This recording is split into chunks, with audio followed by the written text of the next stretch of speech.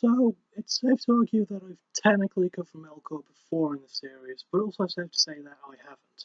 I consider the genre that architects do more as technical metal, something they made up, with some metalcore and mathcore peppered on top of that. And stick to your guns, I've always considered more of a hardcore punk band. But what about just some straight up in your face metalcore? Well, you asked for it. One person asked for it anyway, and I'm here to deliver it to ye. This episode will cover Bury Tomorrow, a metalcore band from Southampton, which is in Britain for the less geographically inclined members of my audience, of my very small audience of 14 people. The band have been around for a decade now, and in my opinion, they were always one of those bands that I wish I'd listened to more. Thankfully, I got the chance to do that in the research for this episode. This is episode 7 of Backtracking, and it's about Bury Tomorrow, so let us get this on, like the Kong that is a donkey. Yeah, let's do this. As always, when it comes to these episodes, we start with the band's debut album, and we start with this band's debut album, Portraits, released in 2009.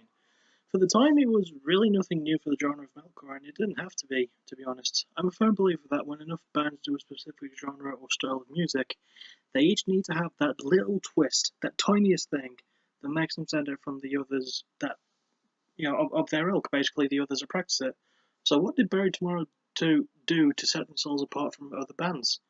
They made it sound like they were having fun doing it. Sure, it's nothing too spectacular nowadays, but you have to keep in mind that this is still just their debut. Okay, so it might be longer than it needs to be, just over 56 minutes. And while it's not the most overtly impressive first showing, it doesn't have to be, and it does more than adequate job of establishing the band's signature style and their own spin on the metalcore genre.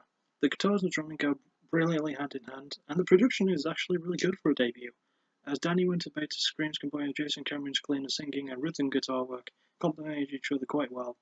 And with tracks like Wax Wings, The Western Front, These Words Aren't Safe for Us, and my personal standout in Casting Shapes, these traits become more readily apparent. It's a good start for the band.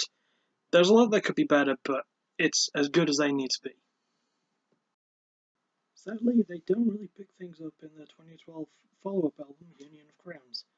Sure, the album title is a reference to royalty, and a lot of the songs have to do with the concept of royalty and the Union of Scotland and England, but it feels more or less the same as Portraits. It's only 2 minutes shorter than Portraits, which, as I mentioned, stood at 56 minutes itself, and while Union of Crowns is okay, that's just it, it's okay. It doesn't do anything to set itself apart from the first one, or from other bands at the time, but the fact remains that Bury Tomorrow are still doing it in their way, and, as I mentioned, their own way involves them having fun. There are a fair few improvements over Portraits, including much better production and much more improved vocal and instrumental work, but like with Portraits, whatever, it's not really enough to justify the length of the album, and it just drags on from time to time.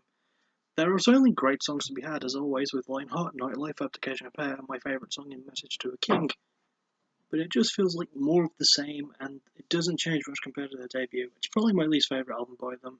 Listen to it if you want to, it's not 100% horrible, but it doesn't feel any different to Portraits. Also, a quick apology if you see me turn my head every now and then, there's people running up and down the stairs, so yeah. Anyway, the band did pick things up in their third album, released in 2014, Runes. Pretty much everything that they got wrong with their first two albums, they managed to get right on their third. As much as I liked their first two, they were just average in terms of how metalcore could be. But for Runes, not only did they once again showcase their own style, once again having fun, but they did it while showing just how damn good they could be at the genre if they just took it more into their own hands. They were under some pressure from their record label to make the album, but it just goes to prove that they can thrive in that kind of environment. With the title describing the album's concept of runes, with each song title relating to a letter in the runic language, they managed to strike a really, really good balance. Sure, there was slightly more clean singing this time around, but that's far from both things. It's actually really, really good. As I mentioned, balance, it works. It's something that was missing from the first two albums, and they brought it around in full force for Runes. With songs like Another Journey, Garden of Thorns and the Sun, and my favourite track in Watcher, it's really not that hard to find that balance. Runes is worth more than just a few listens, and each listen is damn good, trust me. And so we reach their fourth and so far final album, Earthbound, released earlier this year, actually January this year. It breaks the mold of the band in terms of concept, as Portraits was about how beautiful some people can appear on the outside, with the title being based on the story of Dorian Gray. Union of Crowns are songs mostly about the concept of royalty and medieval life, And Runes was about the concept of magic and just life in general, life itself rather. But Earthbound, there really aren't any concept needed. It's just the band being themselves for a change. Okay, the album doesn't have a specific concept, as I just said, but while it doesn't, I like to think that majority of the songs encompass the themes of life and death, but people can interpret the lyrics and the songs however they would like to. That's part of the fun of music, in my opinion. Everything on Earthbound just sounds better and bigger than anything that they've ever done. Despite this being the band's shortest album at 36 minutes. Thank goodness, I mean, they needed something shorter. By me. But with great tracks like the title track, Cemetery Memories, and possibly my favourite Bury Tomorrow song ever in Last Light, it more than makes up for the short length. It's probably the best album, it's the best that the band have ever sounded, in my humble opinion.